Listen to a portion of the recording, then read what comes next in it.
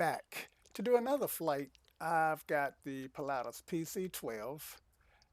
Let me just get back to where I was. Okay, yeah, so I got the Pilatus PC-12 as usual.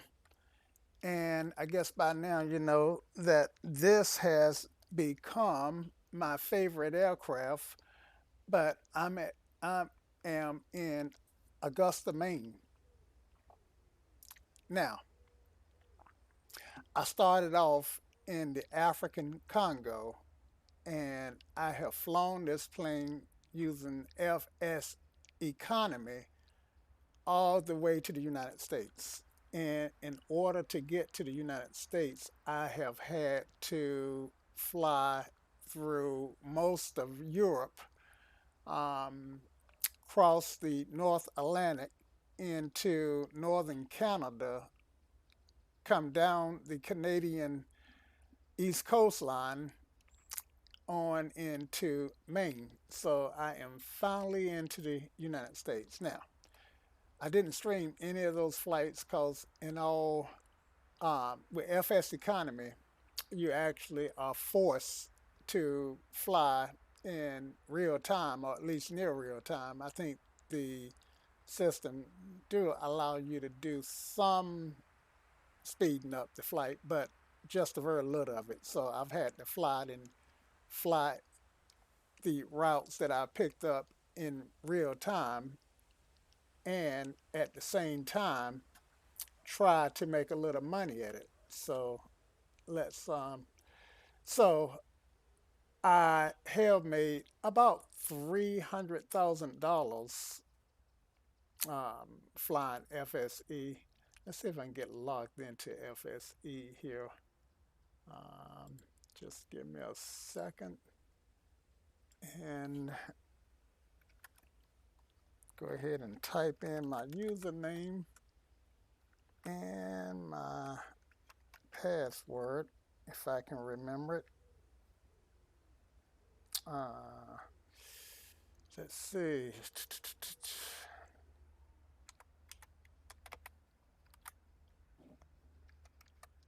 Let's see if this works. And it did.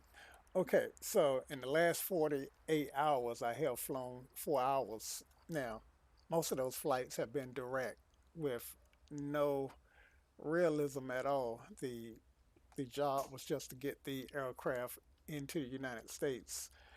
Um, excuse me. A lot of the airspace that I was transversing, I was pretty unfamiliar with. So, but I was able to pick up ferals to earn money because don't forget, since I am flying FS Economy and I did lease this aircraft, a lease purchase deal, then I do have to make these monthly payments on it. Um, I am up to what, $55,000 rounded, and the the flight to Boston from Augusta, Maine, should yield me some profit. Let's see. Now I'm in Augusta, Maine, and I'm gonna take these guys here to Boston. Let's see. So I've got eight, 9 times 3 plus 20 plus 1,400. So shouldn't do too bad on this flight as long as the flight go accordingly to plan. Once I get to Boston, in fact, some of these I can let go because I'm not going to use any of those. Let's see, now I am departing Cake. So yeah, so I can let some of these go here. Um, and okay, yeah. And I'm not even sure why I have them in my um, assignments, but yeah. So these are the assignments that I am going to take to Boston. And once I get to Boston, then I'm pretty, Boston's a pretty big hub, and I can pretty much find other flights that are profitable to bring me on down the coast. Once I get to about mm, maybe southern New England or um, or around the New York area, then I will probably be willing to. Hey, downwind Sim, I'm good. Good afternoon. Then I will probably be willing to rent the plane. But for now, I am going to. My job is to get it down to Boston. So why wasn't I streaming when I was flying from the African Congo to the United States? Well, that's because none of the flights were realistic. I was, again, I was just getting it there. Yep, yep. Have, I did lease this aircraft, this PC-12 in the Congo downwind Sim. Um, Let me get rid of my map. Yeah, I did lease this PC-12 in the Congo, and I have flown it through Europe over the North Atlantic, and the flights were all direct. I have earned money. Yeah, there I am. I have earned some money in flying it to get it here, but I wasn't flying any real procedure. I wasn't following any real procedures. The goal was just to get it here. So now that I got it back into to the United States, then I can resume with some flight planning and fly like I should fly.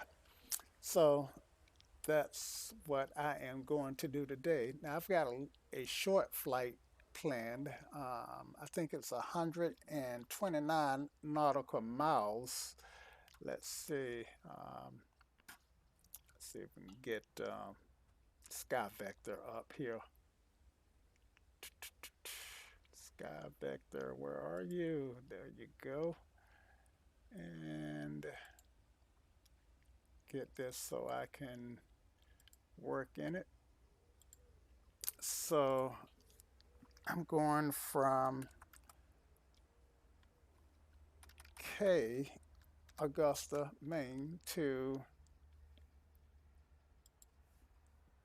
K, Boston, and yep, 129 nautical miles. Should take roughly about a half an hour. This plane, I usually cruise at around 220, so yeah, about 34 minutes. And I can actually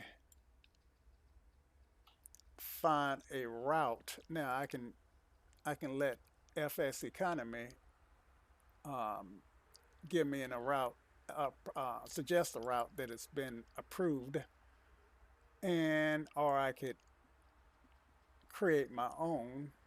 And let's see, let me zoom in a little bit, see if I can find any VOR stations that I want to use. So I can fly over Portland. As long as I'm over 10,000 feet, then I can fly over this Class C. So let's go ahead and add that. Come on. I think I did something wrong. Uh, get rid of this guy here and try it again. And shucks, it's not putting it in the right place. So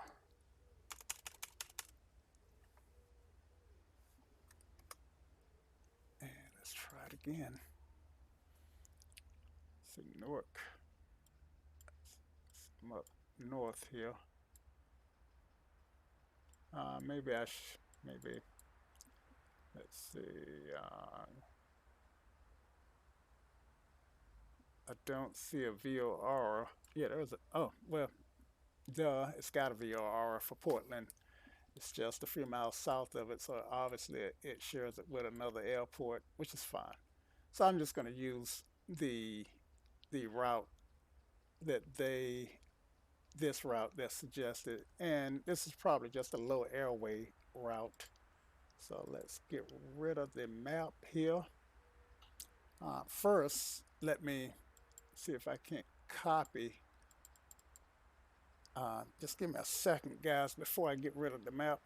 That's a good question about whether I want to do IFR or VFR. And it's a pretty day for VFR. And I am, yeah, I might just do VFR. I like VFR, and I do need to work on my IFR procedures, but I think I'm gonna do VFR. I did not. I'm leasing the plane to own it. The plane costs $750,000, and I was able to put $250,000 down on the aircraft in a lease to own. So I owe um, another half mil on it, and with the interest, I think well, it comes out to roughly 8 payments of $100,000. So with the interest, I'm gonna wind up paying over $1 million for it. But that's that's the way life go.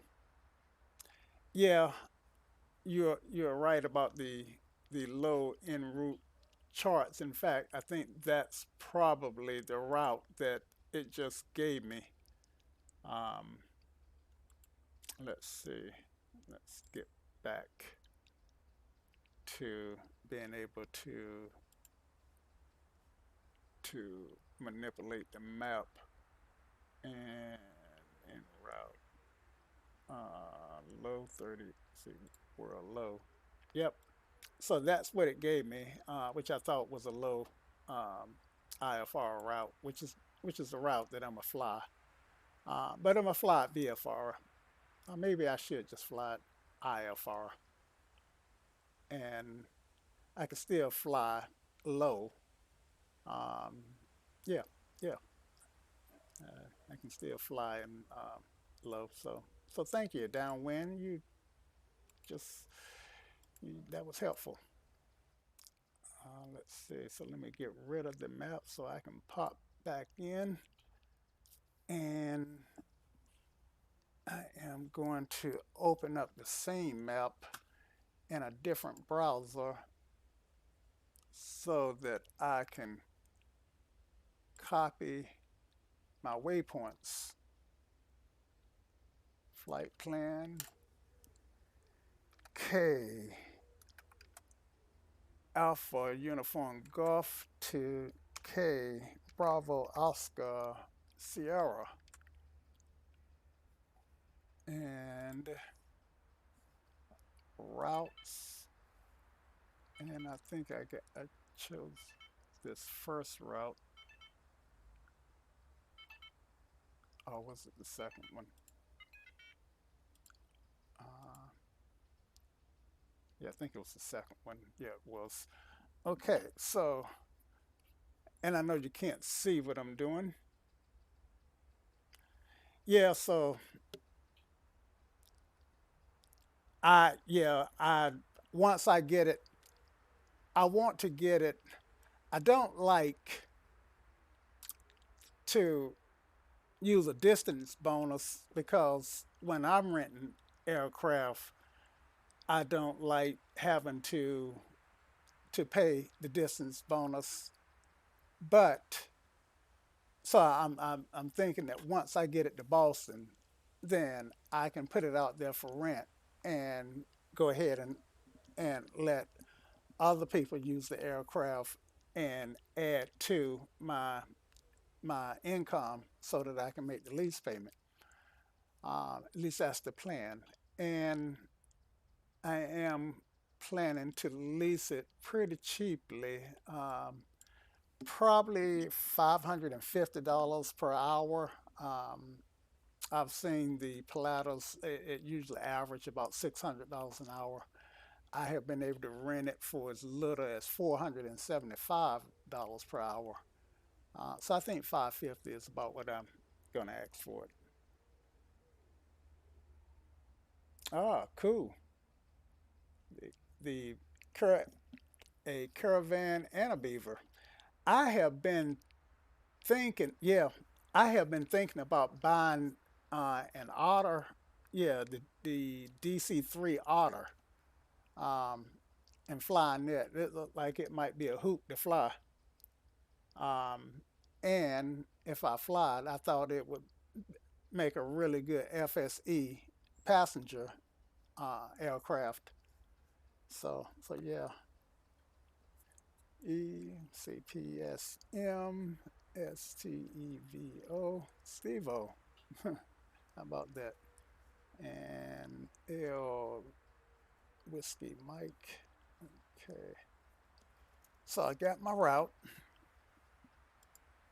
and I need that to be able to put it in the GPS when that time comes. Now I did add the the GTN 750 to this aircraft, so I might have been able to do all this that I just did without having to use FSE. Um, but I'm not as let's see. I guess I'm a little bit slower learner than a lot of you guys. Okay, so now I learned just fine. Okay, so let's get this flight started. First thing we want to do is go ahead and do a quick walk around. And I don't usually use the rep pack because for some reason the REP pack that I added to this aircraft, that version for some reason breaks the aircraft. So no chucks and all of my static instruments are off, doors are closed, and I am pretty much ready to go. And let's see. Don't have any plugins to worry about. No Xpilot. I've got Traffic Global on. Those are the red labels that you see in the background. So I'm going to turn those off. Yeah, it is a lot of fun. Excuse me. Okay. So, and this is the first flight that I've done since in over a week. Um, I've been on Twitch a couple times just enjoying watching other people fly and making new friends. Okay, log in, get logged in, and X-Plane is not responding. There it is.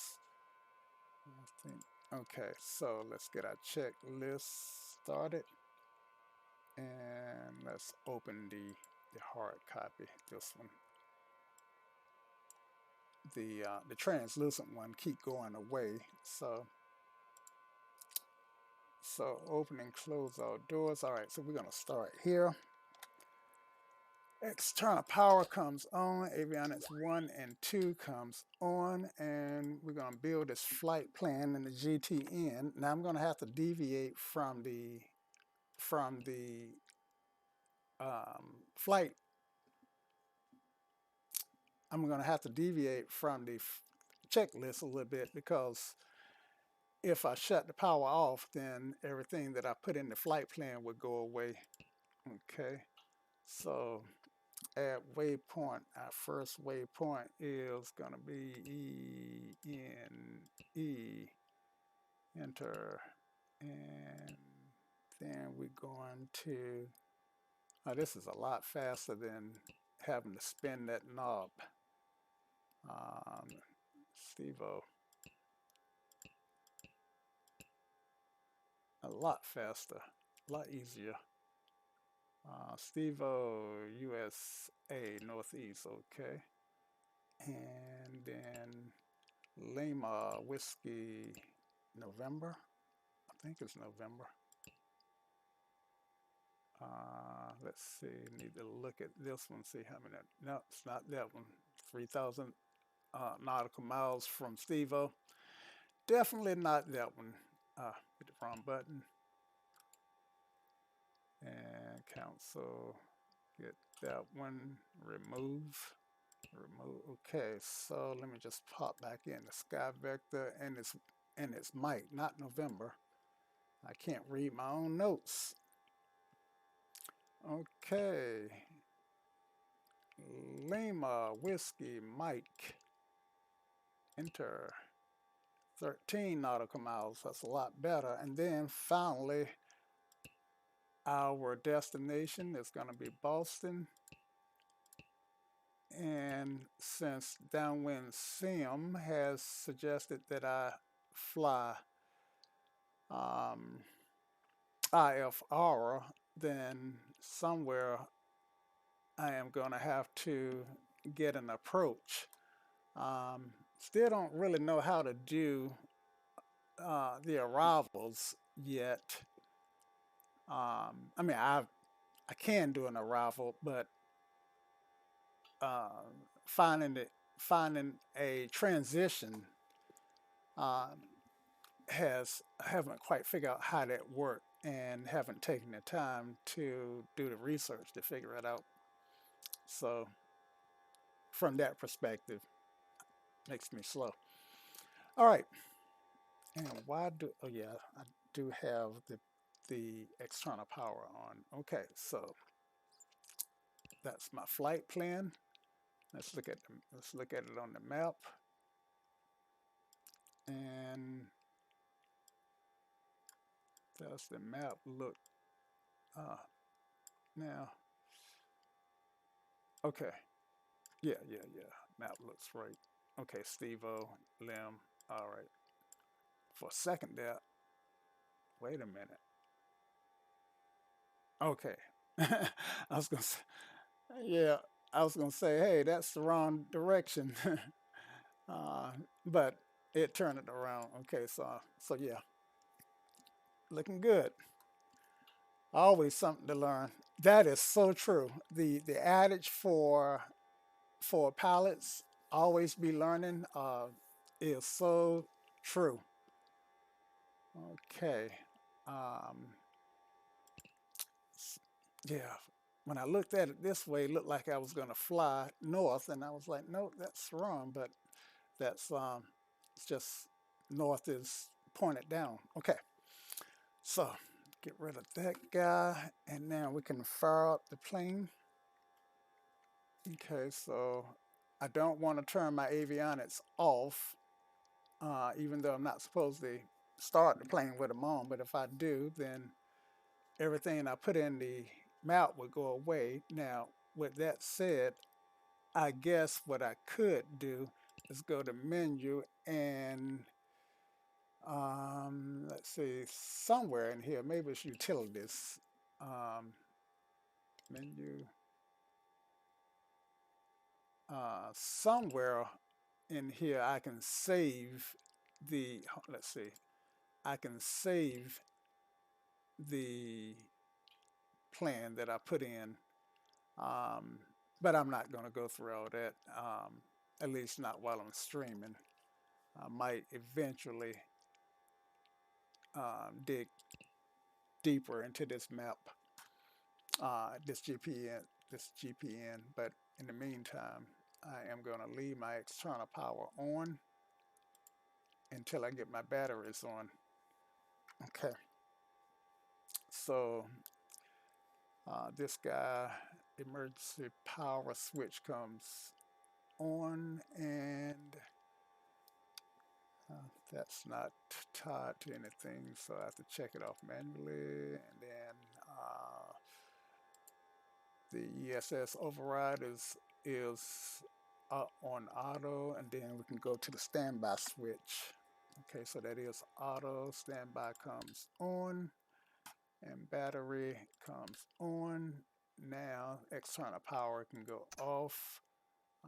Test lamps, and what I want to do is check to make sure that all my light bulbs are operating, and there's no need to look down at the ethers because it's not modeled to that extent. Okay, all my de-icing is off, my inertial separator is off, air conditioning and cooling is off, air external lights are off, and these the way this checklist works, if stuff is already done, then it'll automatically check it off, and that'll speed me up somewhat than to actually check every little item. Um, okay, fuel pumps are on auto. They were left in the on position during my last flight, apparently. And ECS switch goes to composite, and environmental control goes to manual, and cabin control current altitude at 500 feet. Currently we are at, and I'm popping into Sky Vector. Uh, this airport is 352 feet, so I want this at about 800, and do it this way so you can keep up with me. So this is 1,000, so that's about 800. All right, right side oxygen comes on.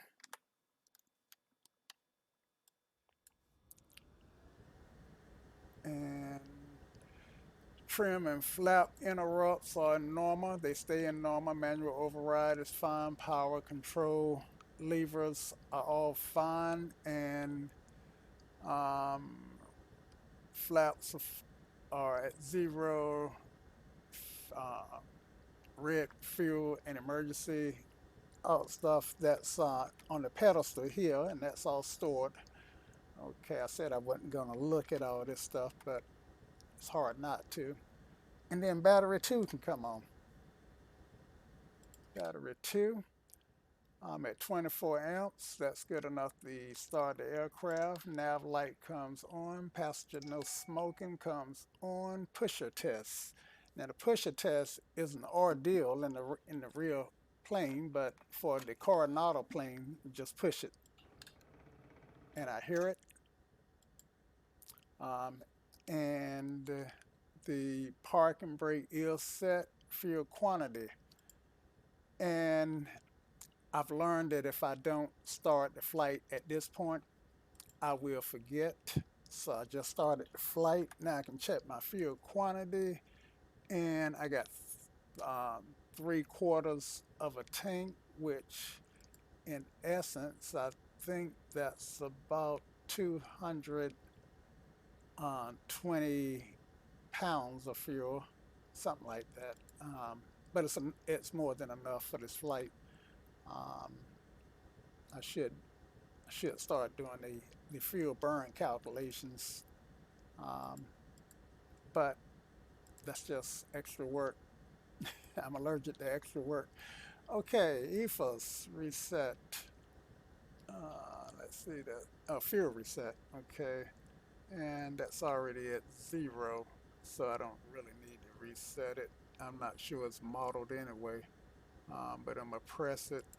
Oh yeah, it did. There was something in the EFOS, so that's been reset. Okay, request engine start. All right, so beacon light can come on, and let me get back over here. A beacon light can come on, and test the EFOS. Now the EFOS is not really modeled that well in the Coronado, because when I test the EFOS, all of this stuff here should should come alive, but that's the problem with the Coronado stuff. What Coronado does is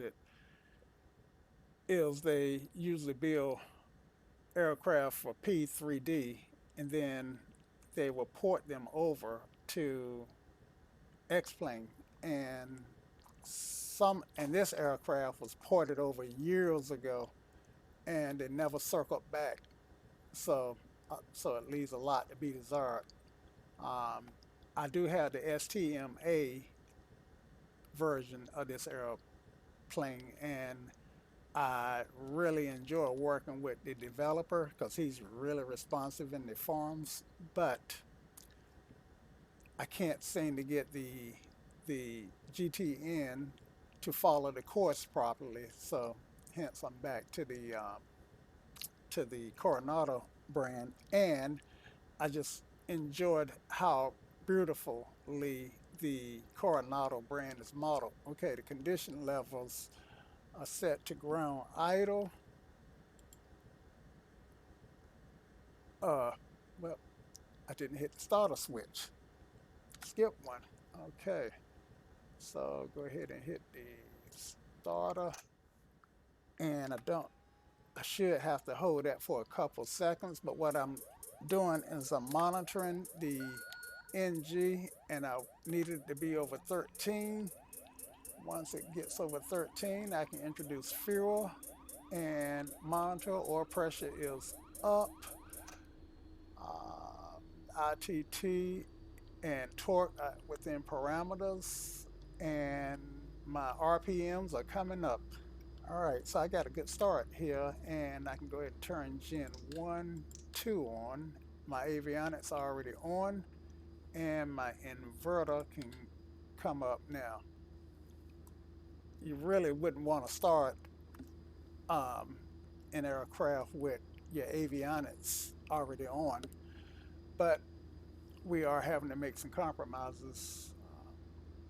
Okay, standby bus can go off,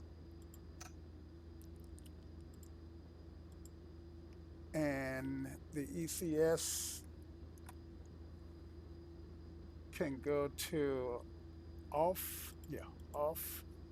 And torque needs to be at least 3.5. So I'm going to get it up there and bring it back down. Okay, everything else checked out for me. So I am going to make sure all my radios are turned on, and I do need to turn on my um, transponder. And since this is going to be a IFR flight, then we're going to use 2204 as our code, and that is set, and it's on standby, and yep, we are good. Okay, and let's go back to the map, and if I hold the home button, it would bring up the map for me. Altimeter, um, we need to get the ATIS, and ATIS for Augusta State is non-existent, so we use ASOS 118.35, 118.35, and the CTAF is 123. And I hate uh, I've got traffic traffic global is generating the other traffic um, by well, I got it from X Aviation, and I really enjoy it, especially around busier airports. I mean, I can actually see the traffic. Okay, see tab. I hate when people call CTAF, uni, unicorn, not unicorn. Um, Gee whiz, having a brain fart here. Uni, uh, shoot, it'll come to me. I'm not gonna dwell on it. Okay, so let's get in the, the radio frequency. So that's gonna be 118.35. One, I'm putting it in the wrong radio. I still like putting my radio frequencies in COM2. That's um, that's just where I put radio, um, not radio frequencies, but weather information. Um, okay, 118.35, and make sure that that looks correct. Okay, and flip that in and turn that radio on. And go back to Sky Vector, make sure I didn't make an error. And I did 118.325. Man, I'm not clicking on all my cylinders today. In real life, might be uh, I'm not gonna fly day. Okay.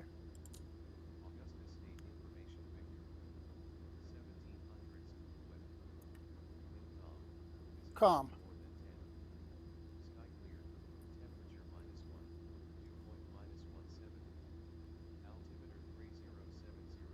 3070. Talk about a high.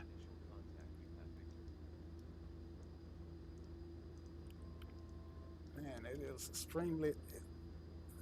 They got extremely high pressure. Okay, so when it's calm, that means I can take whatever runway that's most convenient for me, and get rid of that. And that was information Victor. I don't really need that for this, and I do like Traffic Global. Um, it works fine for me. For a while there, I thought it was causing stuff to crash, causing the X-plane to crash, but so I removed it, and I was still having the same issue. Um, so it turned out not to be Traffic Global. I finally got the issue somewhat resolved, um, and I'm still not sure what leads to occasional crashes. I've got so many plugins that it could be any number of these. And I've heard some streamers say that if you got plugins that you don't use, you should remove them because they use resources even though they're not being used. Um, Personally, I don't think they use enough resources to warrant removing them each and every time. But so for me, as long as my X plane crashes are not too annoying, then I'm just gonna leave them in there um, and live. I've watched other people stream, and their X plane system crashes too. So I got my altimeter set 3070, and I got a backup altimeter I need to set 3070.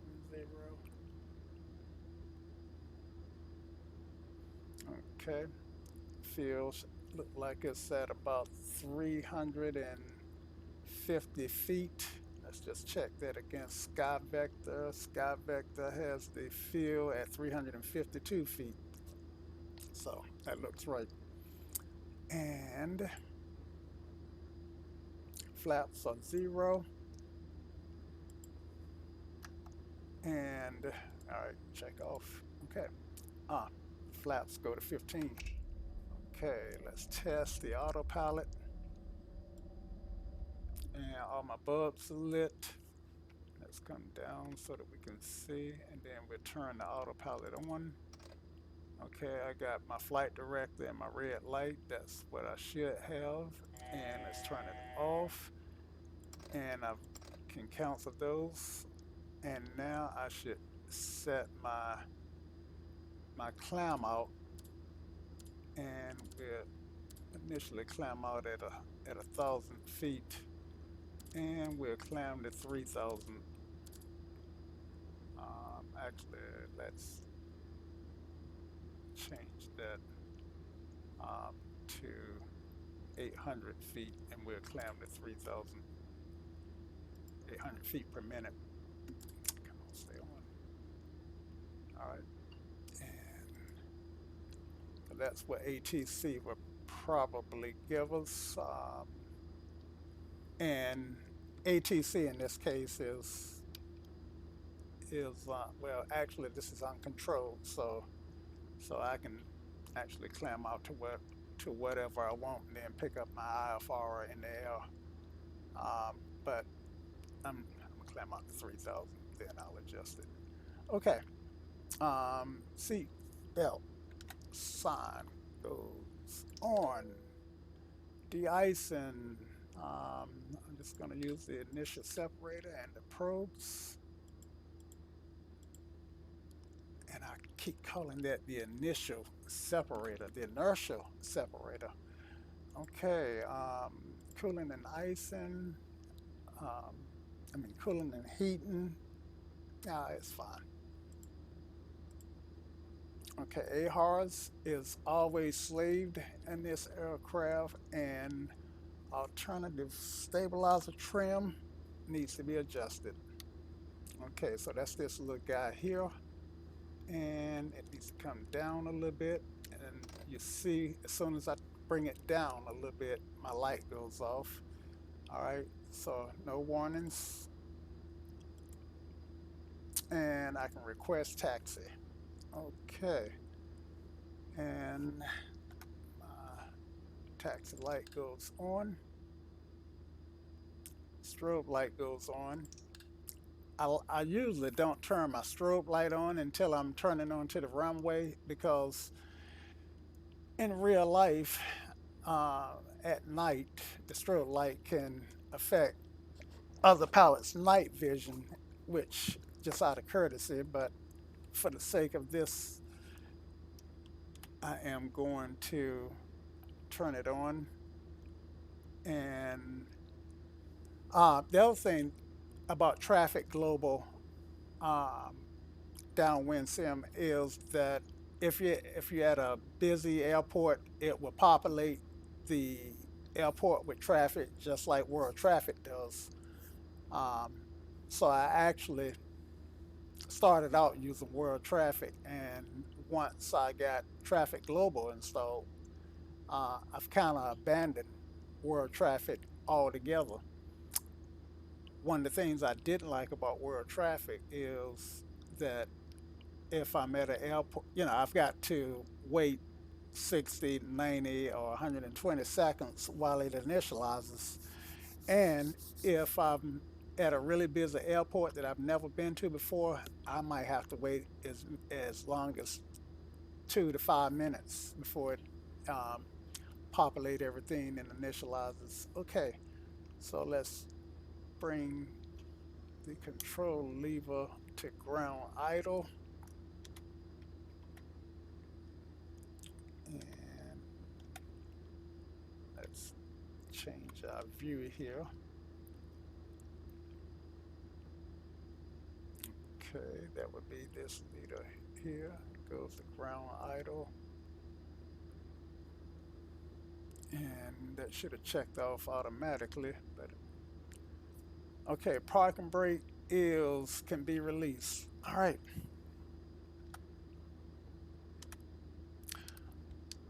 Augusta traffic, Pilatus 9875 November is standby. Augusta will help if I decide which runway I want. So That's where this guy comes in really good. Okay, so I'm gonna go back here. I am at KAUG, and there's KAUG, Augusta State. Let's see. What I'm trying to get is waypoint info, and I want to preview the airport. I'm here. I can take any runway. I don't haven't seen any NOTAMs. So this traffic add-on that you're using is automatic completely. Um, I it's one of those things that you can install and forget it. In fact, I'm just going to take a second to show it to you. So with Traffic Global, I can bring up radar, um, and I can adjust radar. Deliveries um, come from the schedules I think come from Flight Aware, as you can probably guess, um, and the traffic is out there. One thing I do like about this aircraft is the TCAS Avidyne does show traffic, so I can actually see the traffic here from Traffic Global show up on the on this display, which is really cool. Um, and let's see, and right now my range, I'm doing 134 nautical mile look ahead, um, but by default, I think when you turn it on, it's like a 20-mile look ahead. Um, the I've got the labels turned on at the moment, but I can hit I got them assigned to a key where I can turn them off so that they don't become a distraction, and I can look. It shows traffic, I think, about 85 nautical miles ahead, which I wish I could adjust because if something is 85 nautical miles ahead of me, I don't need to see it. But there's no way to adjust that. So hence, I usually just keep the labels turned off, which I just did. Okay. Um, and now that I know what runway I think I'm gonna take, I think I'm gonna, since I'm in a Pilatus, then I'm fine on this little short runway. Um, if I want to know the runway length, I think I can click this guy, uh, waypoint information. I think I can click this guy and get the length. So runway 826 is 2,700 feet by 75, and the Pilatus is capable of negotiating that runway. That's one thing I love about this aircraft. You can um, put it almost anywhere you can put a 172. Okay, so let's go and get our map back up. Make a call again. Augusta traffic, Pilatus 9875 November is taxiing to runway 26, Augusta. All right, so park and brake can be released. Let's go ahead and turn this guy on altitude reporting. And okay, so you're welcome. So let's clear to the right and clear to the left. Release those brakes. Check steering. Check the brakes. Left, right brake, left brake. We're good to go. Okay, and I can turn this guy off and check out reverse thrust. Reverse thrust is working as expected.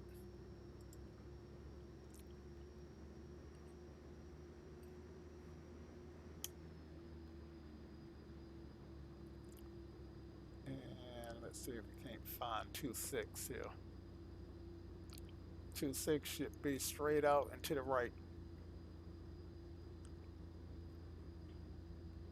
And I can't recall if I saw a taxiway to 2.6, so let's look. That's one good thing I like about the GTN. Normally I would, let's see, go back here. And waypoint information. Normally, okay, there is a taxiway up to 2.6. Okay, looks like it should be behind my aircraft. So let's just leave that on. Um, and I should have cleared before I started that turn.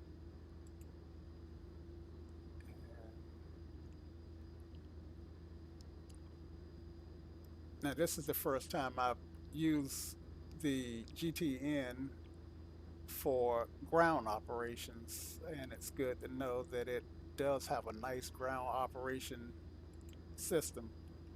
Um, so that one of the things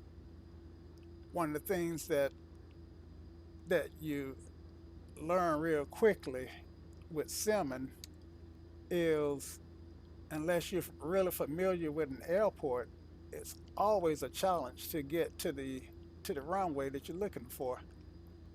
So Garmin seemed to have solved that with the 750, and I for one appreciate it. Okay, so we're approaching the whole short, and I've heard people say that the 750 um, does a you really don't need flight, which I do have. Okay, so let me set my parking brake. Come on, oh, man, why I want my parking brake set?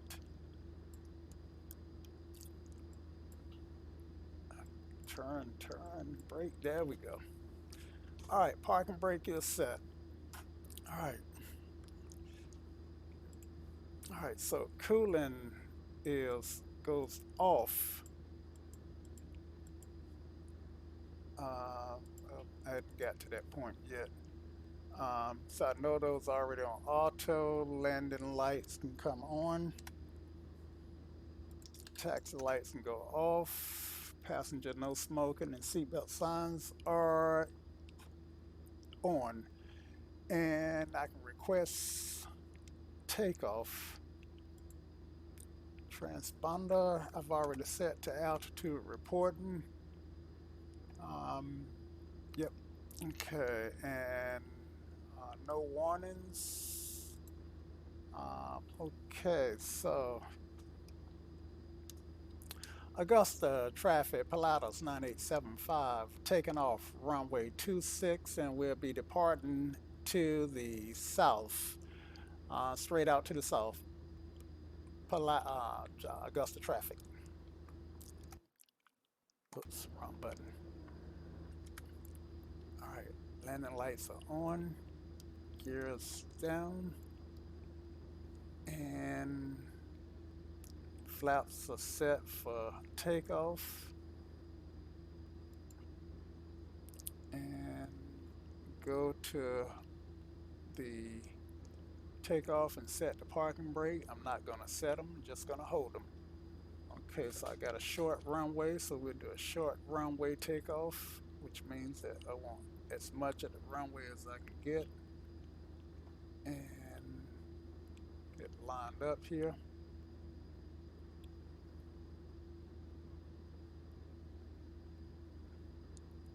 And we will to set a heading book to our runway, which is 26. Okay, and condition lever, go to flight idle, and parking brake can be released. We're gonna rotate at 80. Okay, at takeoff power, we want about 40. On the torque, hold that center line. Airspeed's alive.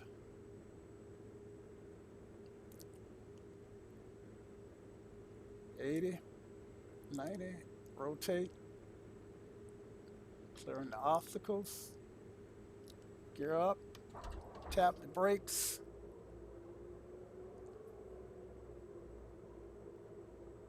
Lower that nose. Hold that head. Flaps up.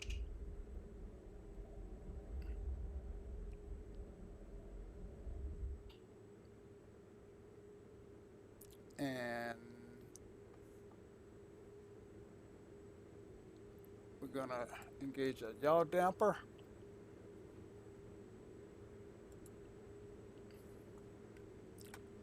Landing lights can come off, and that's your separator can come off. And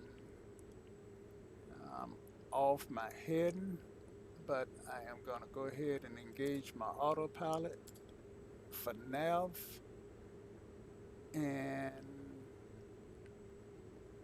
it should bring me up and capture 3,000. All right, so let's cruise. I think in our flight plan, we asked for, let's see, which direction are we headed? We actually go on west, so we asked for 8,000. And that way we can enjoy some of the scenery. And for all intents and purposes, we picked up our flight plan, and we are following. Now, so our flight plan, environmental systems can come on, and power can be set to cruise, which is 36.9 or thereabout. And let's change this cabin pressure to about 85.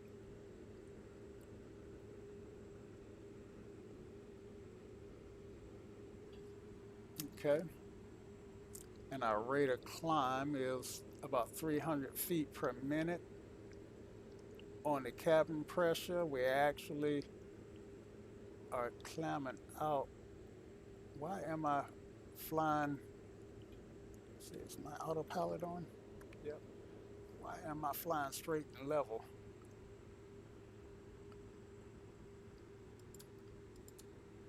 Okay, so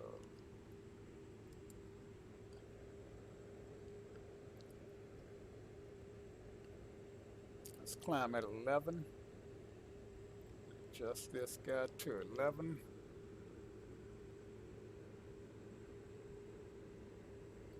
All right.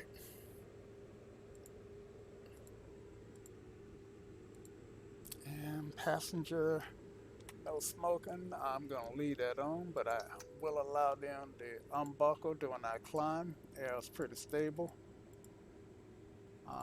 Icing is not a factor, and altimeter we would get from ATC, and we should arrive at cruise in about, let's see, in about 2 minutes. All right. I love general aviation. That's about all that I fly.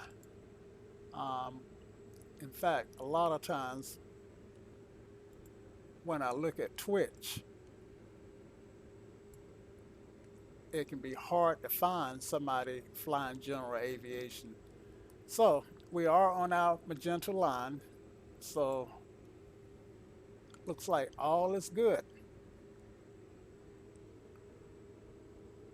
We are climbing out a little bit fast. We can climb out as slow as 150. I could pitch for 150, which should be about 1,800 feet a minute, but um, I don't mind climbing a little bit slower and flying a little bit faster on the climb out. Okay, so once we get the cruise, then what are we going to check? We're going to check our instruments, engine oil, cabin pressure, inertia separator's already off, and our fuel quantity, and etc. Okay, so I just cancel that for the time being. And let's just take a look at what's going on. We do have a little turbulence, look like. And we are over Maine. So looks like Maine has quite a bit of forest. It's not a heavily populated state. Um, but man, I think the Pilatus, the PC-12, I really believe that this is one sexy aircraft. Um, I like all that. I like the how long the collar is because it just say to me, power. You know, all that room for that big turbine engine. It's not the typical turbine engine, the PT6, the Pratt and Whitney 6. I forget which iteration of the 6 it is, but it's a nice aircraft. And this aircraft, along with the TBM, are often used as air ambulances um, because they both have the the big cargo door. Now, granted, the cargo door on the Pilatus is a little bit larger than the cargo door on the TBM, and of course, the fuselage is a little larger also. Um, you can technically cram 10 passengers into the Pilatus PC-12, and the TBM. I think it's rated for 6 passengers. However, uh, I don't know if you can put smaller seats in it and maybe get 8 passengers in it. But for FSEconomy's standpoint of view, it's a 6 passenger aircraft, which is the same number of passengers that the Beechcraft Bonanza would carry. But the TBM, the difference between the Bonanza and the TBM is the TBM flies like a jet.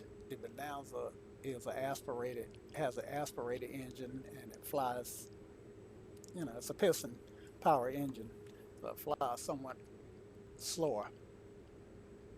Um, Now, with that said, if I'm flying over the Atlantic, let's say I'm flying to the Bahamas or Bermuda somewhere, then it's nice to have that extra engine.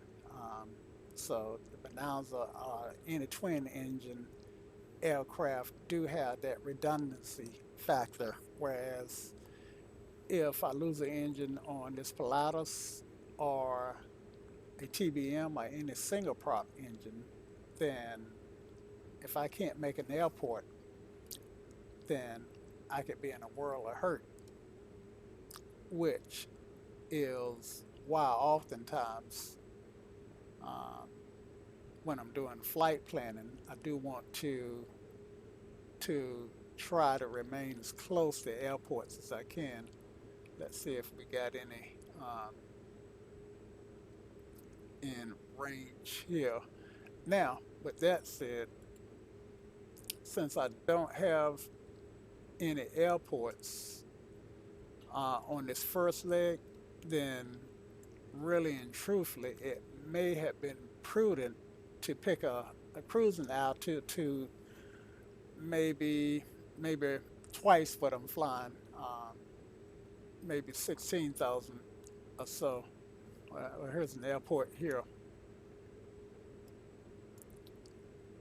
Um, and the reason why you, you fly a little bit higher in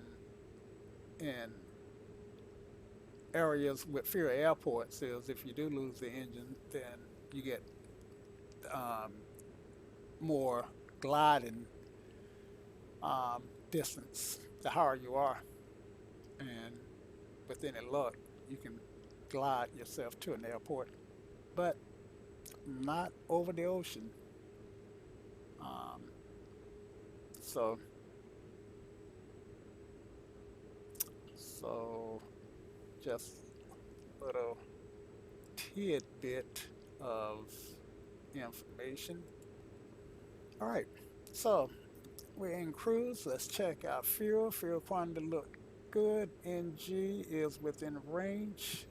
ITT, we're running cool. And what's interesting about your ITT? It says 694, um, but where that um, fuel is being burnt to heat that air is actually 6,094 degrees because, and that's Celsius, because if you look, you'll see that I take that 694 and multiply it by 100 to get the actual temperature. So these things really do create a lot of heat in those turbines. Okay, torque is within range. Electrical, I'm looking good, and it's minus 13 degrees, but I'm clear of clouds, so I'm not going to worry about icing. Um, and I did learn that this aircraft does indeed model. I didn't. I think I made maybe. I'm jumping all over the place talking. I think I made about 3 or 4 videos, and I said that the Coronado version of this aircraft does not model icing. Um, the other day I was flying it from uh, from Canada to Augusta to be honest with you, and it was snowing when I took off, um, and I looked at the wing, and lo and behold, I was seeing some rim ice. So it does model icing. Um, so it would just be fantastical if Coronado would just circle back, but I um, participated in enough farms to be able to say with some degree of confidence that circling back is just something that Coronado just don't seem to do. Okay, so um, one thing that I should have done already is change radio frequencies. Now, I don't know that, let's see, we are at was that P Papa Whiskey Mike. Let's see, waypoint information. I'm trying to see if maybe I can get a center without having to look it up online. Back, let's go to our flight plan. I don't think they're in the airport. Um,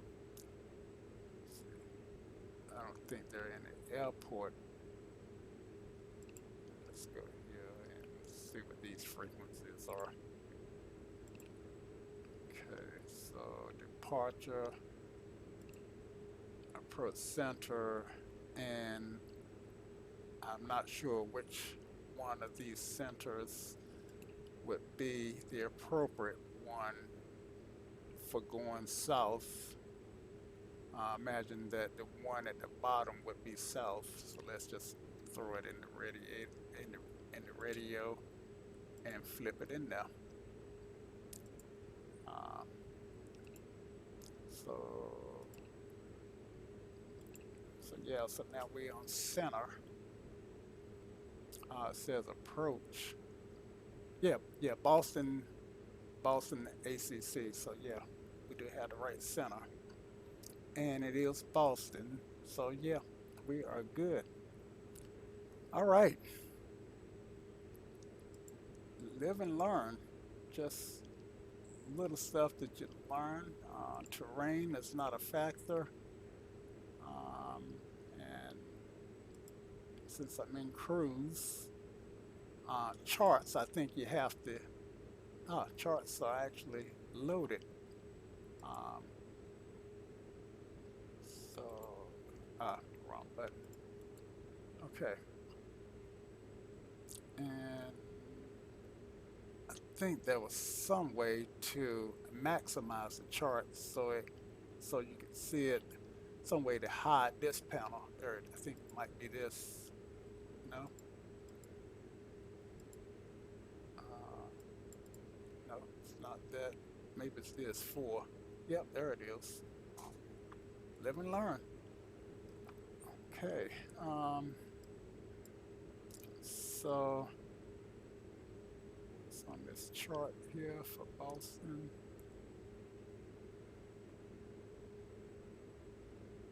And this is the airport diagram chart. All right. And it should have my frequencies on it. Boston. Okay, so just looking. Let's see if there are any more charts. Don't see any more.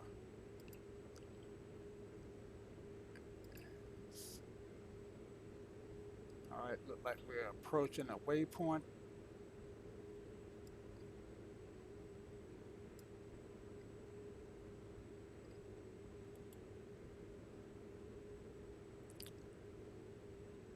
And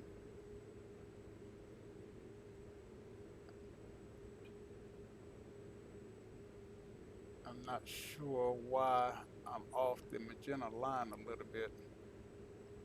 Maybe it's just because I was close in. I do know that the ATC allow you, I think it's 8 miles either way off the and downwind Sam, if you're still with me, you can correct me if I'm wrong, but I think with the airways, I think the lanes are 8 miles each way or 16 miles long. Um, I could be wrong. Um, just pulling that tidbit of information from something I think I recall from years ago.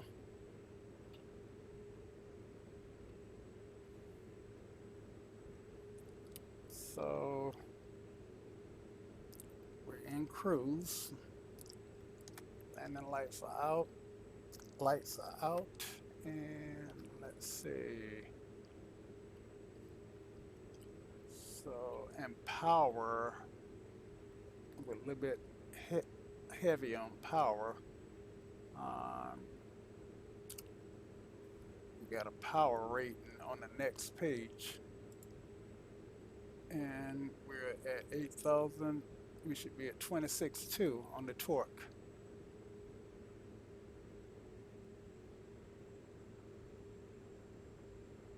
And I think what that does is it keeps us right around 200 knots.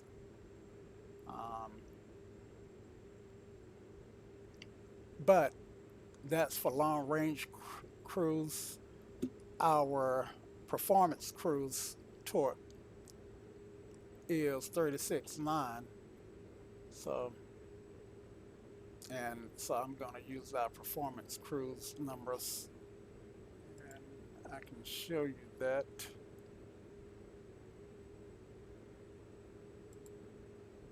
Okay, so this one is long range cruise, 8,000, torque is 26.2, and for long range it's 36.9 all the way up to 12,000. So close enough to 36.9 to use our performance, our max cruise power speed. And we're not ready to descend yet. Should keep an eyeball on our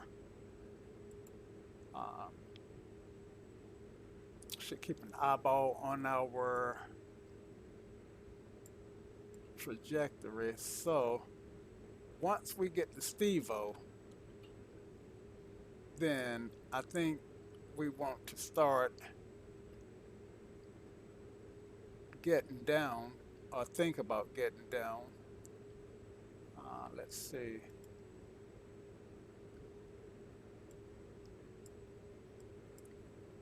Popping in the sky vector because I want to see where Steve-O is. And looks like Steve-O. Let's see. Looking for Steve-O on the. Let's go to the low of here.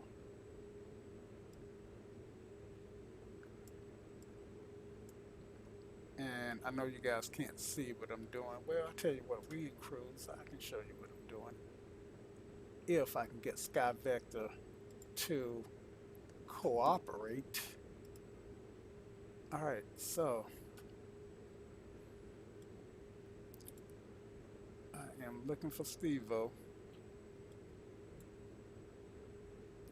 Bangor, Augusta.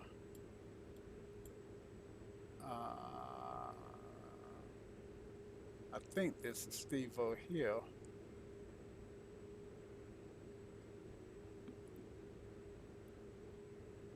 And I'm looking for something to confirm that the VFR is called Kennebunk.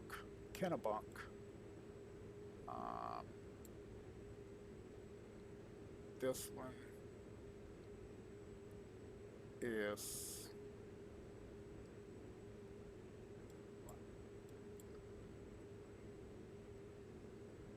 Portsmouth Peas.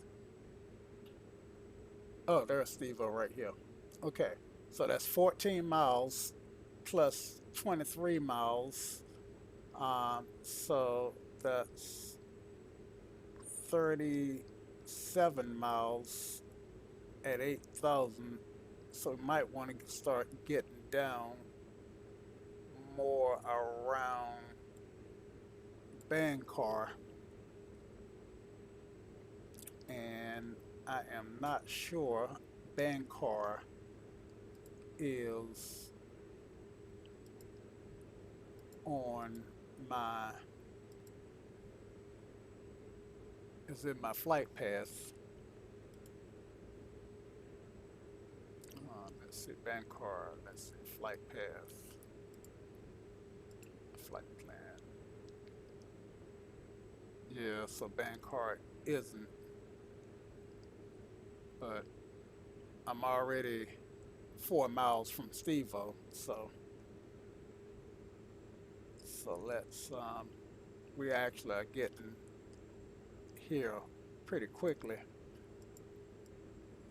And what I did not do is look.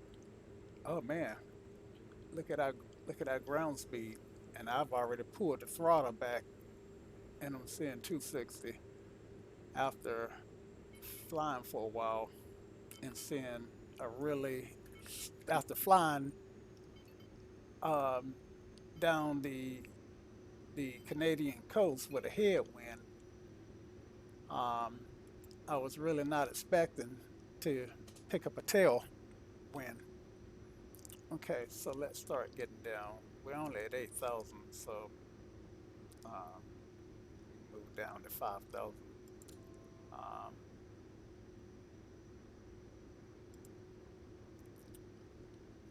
uh,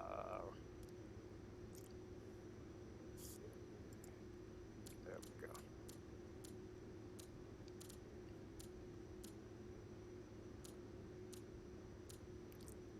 And let's do 500.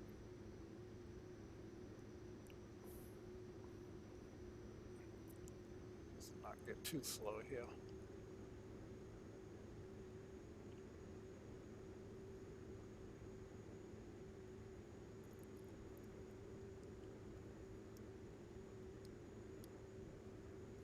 All right.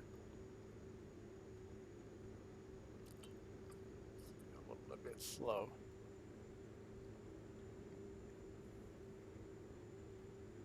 And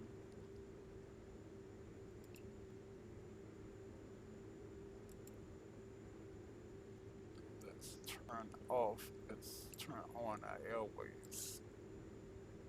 And I don't know why I didn't think about turning the airways up earlier.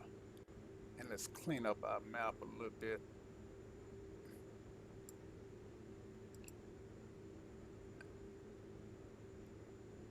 All right.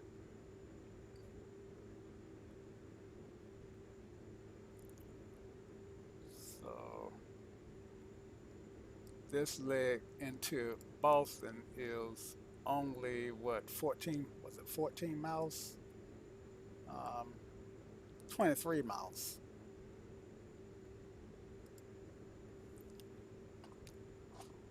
Okay, so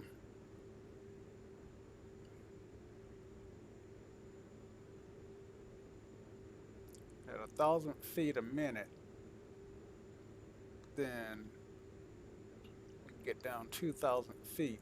Boston is at what? So we need to get down a little bit faster here. So let's change this to 8 and go down to 4. Let's go ahead on and turn on our seatbelt. It's a little bit early for our landing light, but there's no need to deny it to go ahead and turn my landing light on anyway. A little bit early for my landing light, but at least that's when it get busy, then I don't have to worry about doing that. Um, just an attempt to stay ahead of the aircraft. And what's next?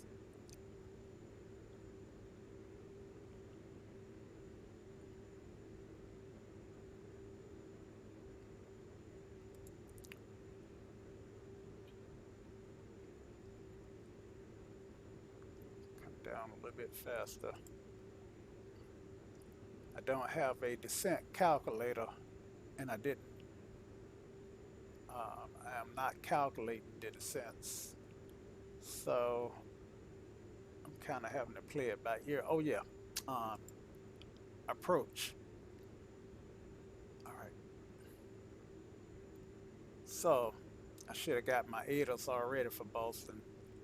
Um, so I'm falling behind the aircraft. Back. All right, go to pan mode and click on Boston. Okay, and waypoint information.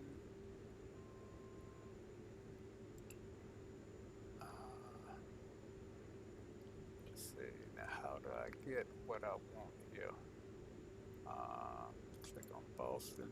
There we go. Waypoint information, frequency. ATOS is 135.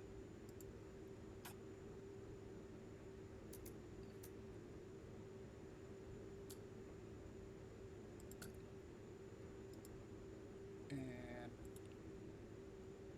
start that up. And it's hard to hear, even for me. Wind 100 at 11.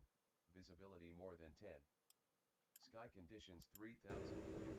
Temperature 0. Wind -10. Altimeter 3073. 3073. 09.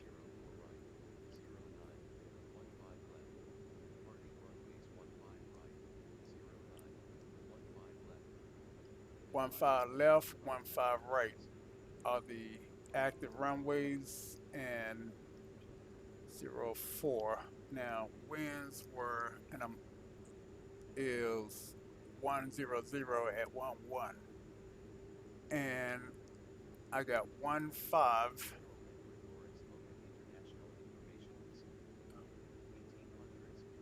So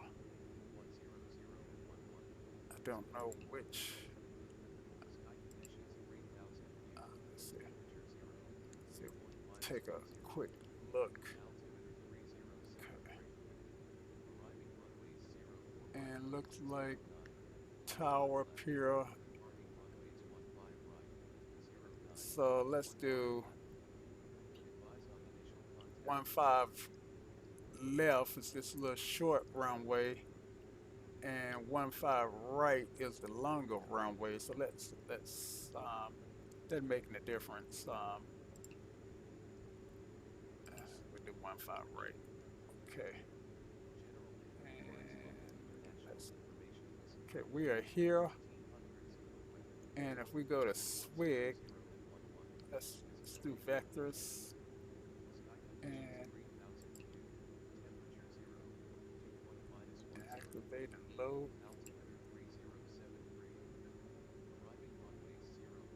And we should be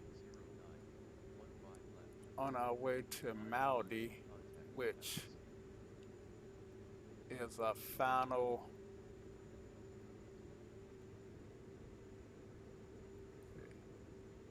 We need to be 1,700 feet over Maui, and that's 7 miles from now. There's no way we can get there, at least not comfortably.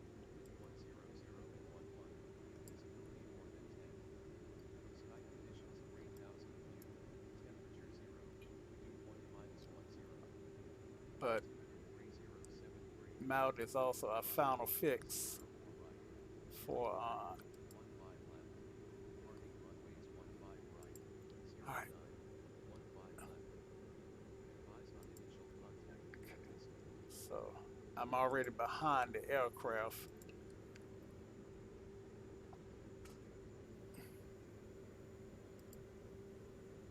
Turn that off. Frequencies. Shoot, I am so far behind the aircraft, guys. Because I want the frequency for tower here, and looks like I am gonna have to get it from Sky Vector.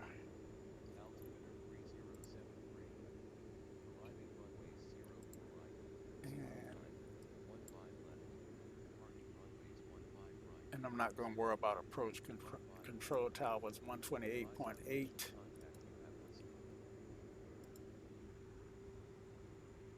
And 128. All right, so go ahead and flip that in. And for all intents and purposes, wrong. Get rid of that. Turn off the ATOS. And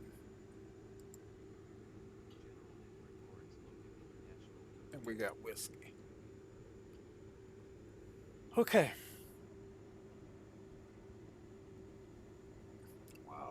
this message. Why would my settings be too low? I'm doing 14. That's crazy low. 14 frames per second per minute. Okay.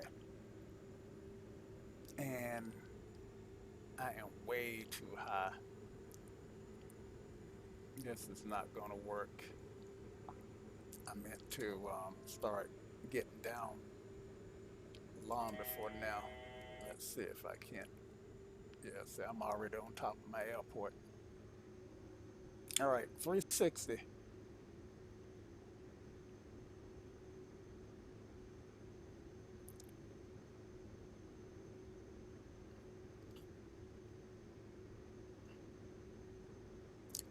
And with 14 frames a minute, it's possible that that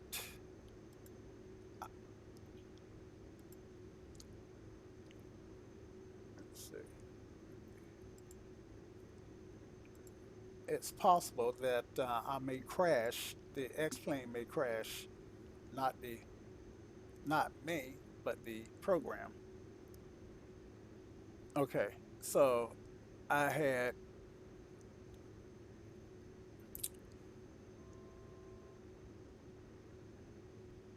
Photoshop running in the background. Once I closed that, then I did pick up a few more frames. So I'm up at 20, which is a little better.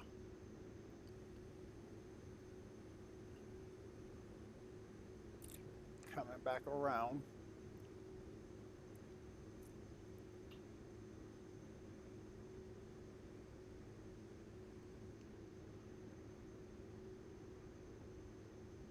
Autopilot can go back on. And I still want to get down. Come on, baby, come down.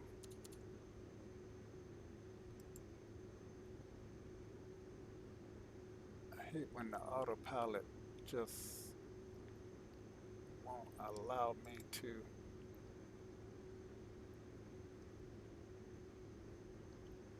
do what I want to do.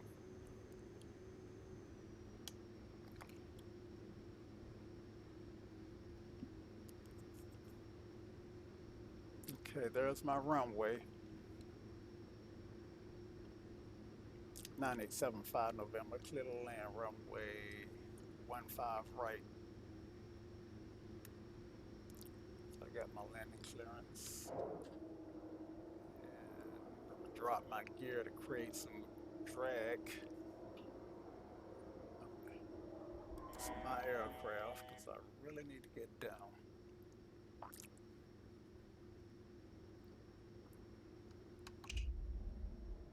Throw in some flaps. A little bit fast for flaps, but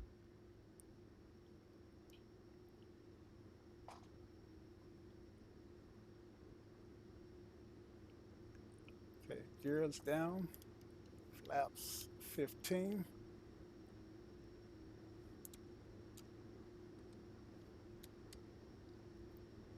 And I'm looking for the glide slope.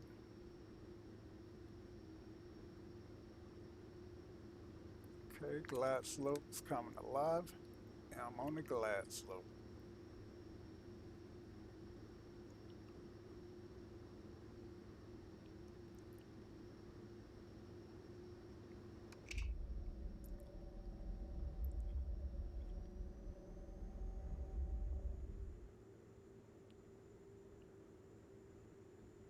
Don't crash. Explain.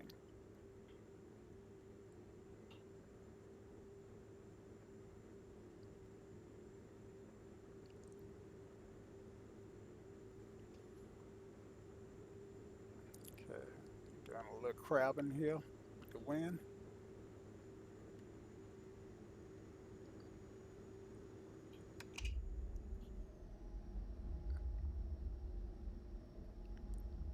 Looking for my touchdown point.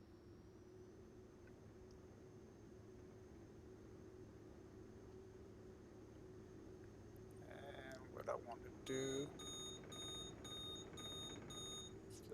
Settle down nice and gently.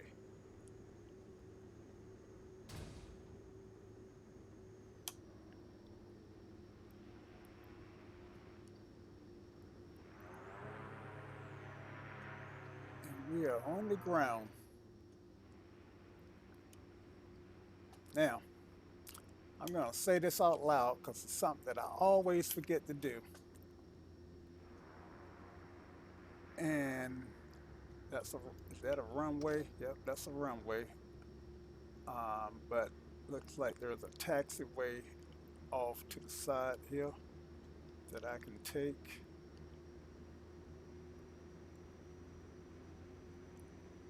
And I was gonna say there's something I always get to do, so I'm gonna say this out loud, and that's clean up the aircraft. I can't tell you how often I would get off the runway and forget to clean the aircraft up. Okay, welcome to Boston Logan. Um, is this Logan? Okay, so 1, 2, 3 is what I use to clean it up. One is lights. Two is um, transponder, standby. And three is flaps. Now with this GTN, it actually will automatically go to standby for me. So I don't always have to remember to do that manually. Um, okay. And taxi to parking via taxi to the ramp. I don't know where the ramp is at. And I should have did a little bit more. I should have. I should, when all that time that I was in cruise, I should have determined just where at the airport I wanted to go rather than spending my time. Okay, cross runway, whatever this is, 15 left. Um, so I should have done all of that, and I can also assure you that wherever I'm at, it's not GA. Um, but I was telling Downwind Sim how the Traffic Global program will populate the airports for me, and this is an example of the of the of the airport being populated with traffic, and and I could also tell Traffic Global that if an AI aircraft hit me or I hit an AI aircraft to actually do some damage. Now I'm gonna turn my labels on and we can see what's coming on, what's where.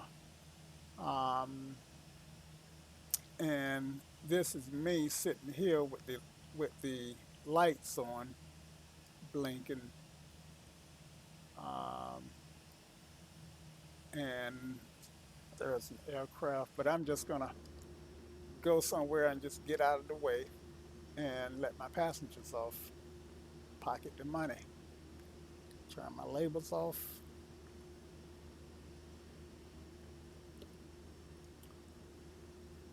and let's see. And um, shucks. I'm gonna go over here and run with the big dogs.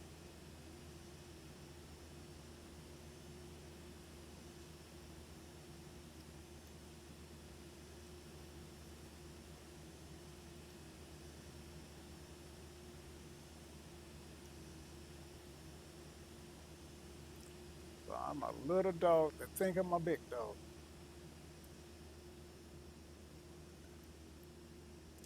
that this AI traffic is supposed to stop. Um, I need to stay on my line. There's a thing called sterile uh, taxi,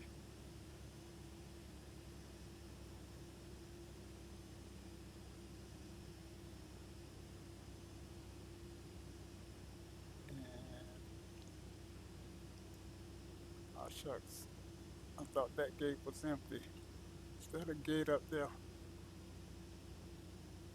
I need an empty gate. Well, I'm a commuter, so they can my my passengers can walk to the gate. All right, stop right here. Turn the brakes on. Brakes are set. All right. Taxi lights can come off. Strobes can come off. Seatbelt sign can go off. And GM 1 and 2. Avionics off and power down. Standby can come on.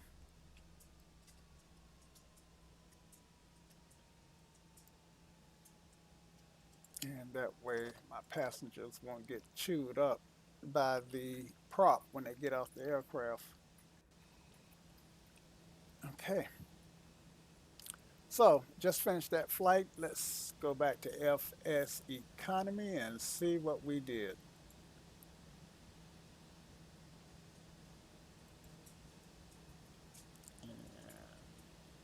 And one thing about FS Economy in this browser, it's hard. I don't get a vertical scroll bar, so anytime I got to scroll, I can't scroll. So we made $3,600, and our income was 4,000.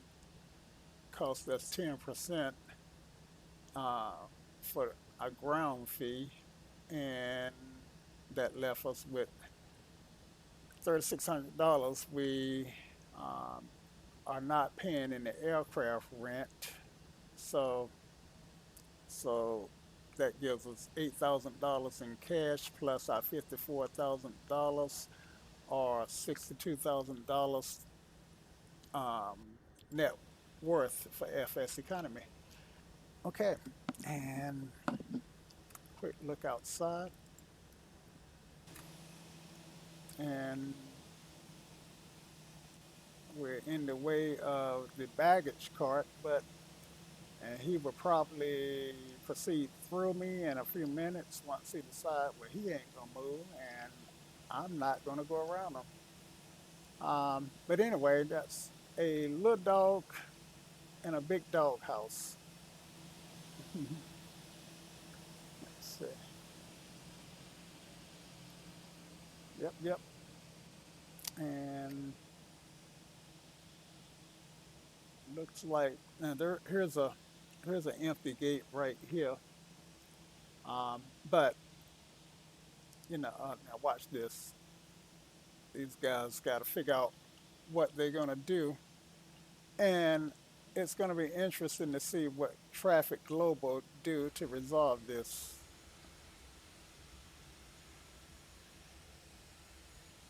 And so it's thinking,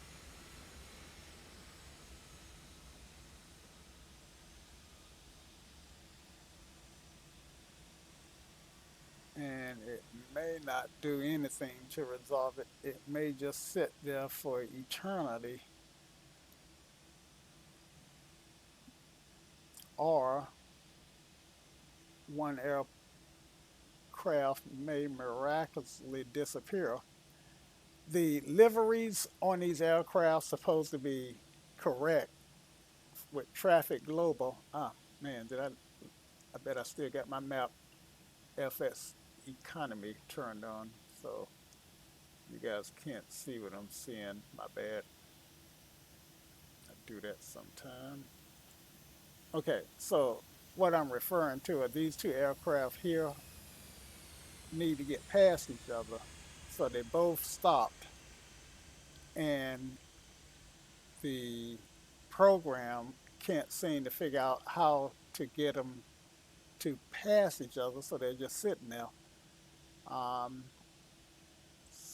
but as I was saying, deliveries for Traffic Global are supposed to be correct, and they supposed to be at the actual gates that they would be at in real life.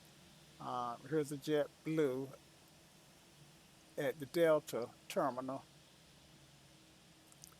Delta, Spirit, and American, and there's a Southwest at the American terminal, JetBlue and Southwest. Now, generally, Southwest will all be together, at least where I've seen them. And why is this aircraft so much larger than the others? That maybe an Airbus 380 or something. Um, that's the only thing I can think of why that would be so much larger. Most of them look like 737s. I'm not an airliner person. Yeah. So, but I know that JetBlue, all they fly are 737s, and that's so. And these all look like 730. So this must be a 380. Oh, no worries. No worries. It went fine. I um, I got behind the aircraft and just took a gate and wound up. Just took a taxiway and wound up. I didn't when I was in cruise, and I had all that time to look at where I wanted to be at once I landed. I didn't do it, and so once I landed, I didn't know where to go. So here I am sitting. Oh man, look at that! That was crazy the way that guy turned around there. Um, but I was just enjoying Traffic Global. Let's see, I'm trying to get back in my cockpit, and, and it won't let me out. The W key is not working. I hit my. Why can't I get back in my cockpit? Anyway, that's interesting. I have to report that to. I don't know who to report it to. So anyway, here is my aircraft. Um, I'm a little dog in a big dog house. Let's see, where is my aircraft? See if it'll let me turn. Uh, so I am parked in the wrong place,